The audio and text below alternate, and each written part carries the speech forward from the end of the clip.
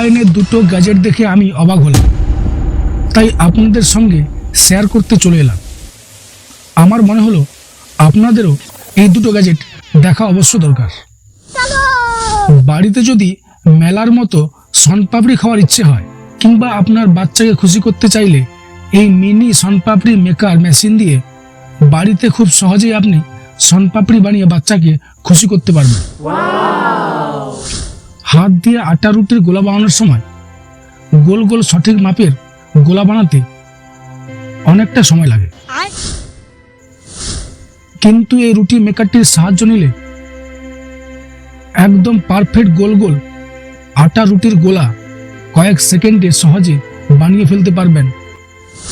সত্যি এই গ্যাজেটগুলো মানুষের অনেক সময়টা বাঁচিয়ে ফেলে। নিত্য নতুন এই ধরনের গ্যাজেটের সন্ধান কিংবা জানার ইচ্ছা থাকে তাহলে এই চ্যানেলটিকে সাবস্ক্রাইব করে রাখতে পারেন।